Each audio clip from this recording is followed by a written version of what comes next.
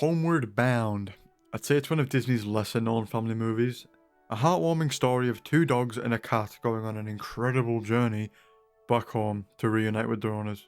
Bob Seaver is marrying Laura Burnford. The movie opens to their wedding. Allow me to introduce you to the rest of the cast. There's Chance, the goofball American bulldog, previously a stray. Sassy, the bold and brazen cat. And Shadow, our loyal, caring leader of the trio.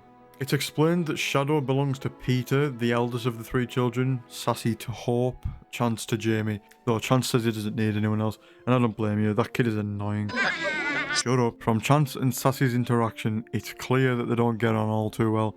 Same goes for Shadow's reaction to the ensuing chaos. I really should give that pup a talking to. Chance runs around trying to find food, Flying meat! though his plans are foiled by Shadow, who won't allow him to steal any of the prized turkey. Oh, back off, old man. This reinforces Shadow's role as top dog, and though Chance resists, he does back down. Bob gives us some exposition. The family are leaving town for a little while and will have to leave the pets behind with a neighbour. Poor Chance. With him being a stray as a pup, he clearly hasn't had the best impression of humans. Though the animals can talk, they can't understand the humans, they can only communicate with one another. This scene where Peter hugs Shadow and tells him he's going to miss him hits hard. I know you're sad. I wish I knew why. Pete tells him to stay, and though he struggles as he sees the car pulling away, he has to remind himself. Stay. Chance feels the same. That familiar feeling of abandonment, feeling alone. You feel the frustration of the family too, especially when it turns out it's going to take twice as long for them to come back and visit the animals. We get a little tour of the farm. Come on, I'm not gonna hurt you. I just want to chew on your neck. And then the Birdzilla incident. Birdzilla! All this time, Shadow has stayed put, awaiting Peter's return. Chance ridicules him, a stark contrast between our two dogs. Shadow has faith that Peter will return, and Chance has already reverted to his old ways. People use you and lose you. Shame on you for betraying your boy. Me betray him. Who ditched who? The neighbour then has to leave for another few days, so then the neighbour has to get another neighbour to feed the animals. Of course, there is reasoning behind this, but it's all the same to the animals. To them, something is wrong and they are being abandoned again. We're locked in. I hate being locked in. And even Shadow is skeptical now. Something's really wrong. Wake up and smell the kibble. They dumped us. No, it isn't true. They love you and they dump you. Not Peter. Enough is enough. One by one, the animals escape and set off, narrowly escaping the wrath of Birdzilla. After some trekking, they come to the peak of a mountain and realise they've got the work cut out for them. Chance and Sassy are hesitant, but Shadow marches onward. Chance follows under the guise of protecting Shadow, but the viewer knows it's because he doesn't want to be alone. We get a few funny interactions, raccoons, skunks, some more walking, then nighttime creeps in, as do some peculiar noises.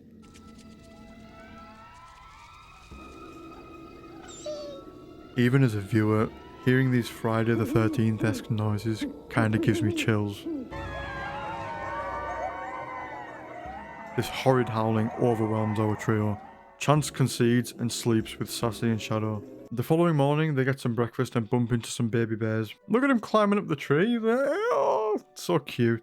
A little further down the path, they have to cross a river. The dogs paddle across a gentle area, though Sassy doesn't want to get wet, so she putters a little further downstream. She hops across a few rocks, then onto a log where...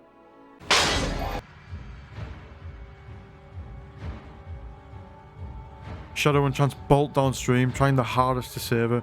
She claws for her life, begging Shadow, trying to fight the current.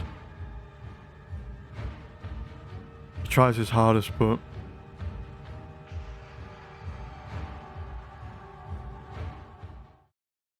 she's gone.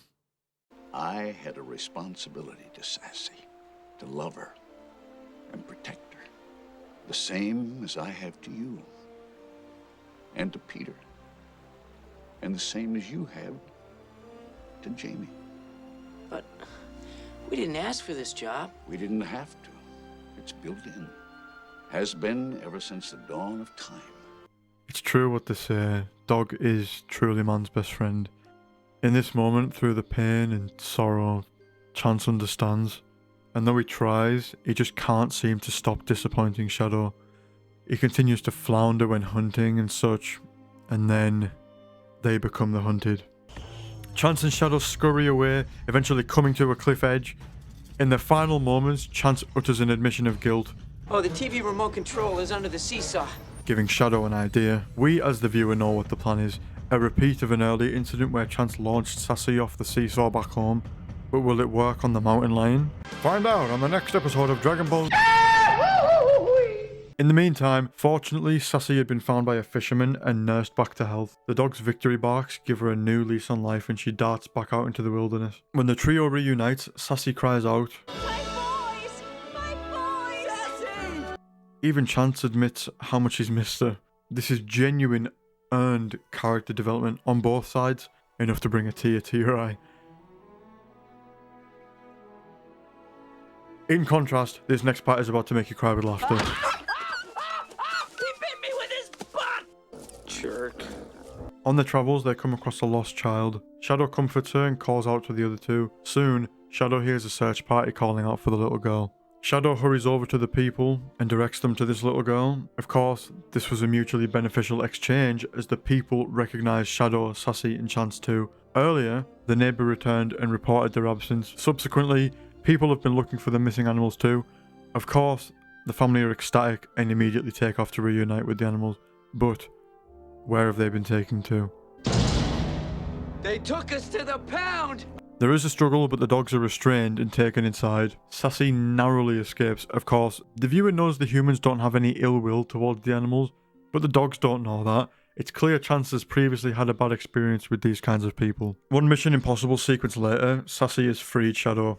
Next objective, free Chance. We cut to a vet pulling the porcupine quills from Chance. Chance struggles against it. Hey, Shadow! You there? I'm out here, Chance. Well, get in here! This entire sequence is brilliant. You've really got to watch it for yourself. Eventually, Sassy escapes, Shadow escapes. Chance dives under the fence but gets his collar stuck. Ugh. After another nasty struggle, he finally breaks free.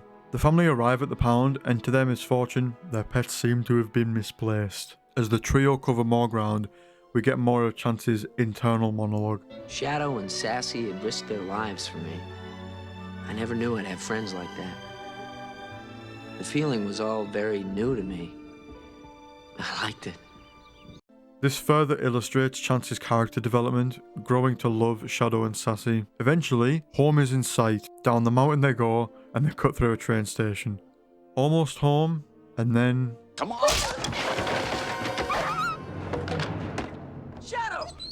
Shadow falls down into an old pit. Once his eyes open, it's clear that he's struggling to move. He whines and whimpers as he unsuccessfully climbs up the pit. He tries and tries. Chance and Sassy beg him not to give up until... Look, you pushed me this far, now I'm pushing you the rest of the way. You know, back there in the woods, even when things looked really bad, I always believed we'd make it because I thought you were too stubborn to quit. Well, you're not gonna quit. Not now, not when we're this close. Now try again! Do you think it's easy for me to admit I can't do it? I'm too old. That's not true. There's nothing you can't do. I have nothing more to give, Chance. And it's time for you to be on your own. But I want you with me. I love you, Shadow. And so, Chance's development comes full circle. From not needing anybody else to feeling sorrow from the absence of those he loves. I won't let you give up. I think this hits home for a lot of us. We've all watched someone we love grow old and slowly become unable to do things they never once would have struggled with. Nature is cruel in that way, and this movie does an excellent job of showing it. I know I haven't spoken much about the human subplot in this film, but I don't want to reveal everything, so I'll say right here, if you don't want the ending spoiled, click off. If not, continue watching. You ready? Okay. Back at home, we get a touching scene where Hope refers to Bob as dad, which renders him speechless as it catches him off guard. He is only the stepdad to the kids, or at least to Pete and Hope. Peter has given the most resistance to Bob throughout the movie, somewhat blaming him for the animals going missing, so it's all the more meaningful when he calls him dad too. It's nice seeing them as a family here, but even better when there's barking in the distance. And just then, Chance leaps and bounds onto screen, ecstatic to finally see Jamie.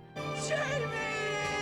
Jamie, my It's sort of a minor parallel to when Sassy was reunited with Chance and Shadow, finally accepting someone they were apprehensive about at first as their own. Same as the kids with Bob. Sassy comes next, and Hope is overjoyed. Peter waits his turn, but It was too far. He was just too old. as I said, nature is cruel, but sometimes, just when you think it's over,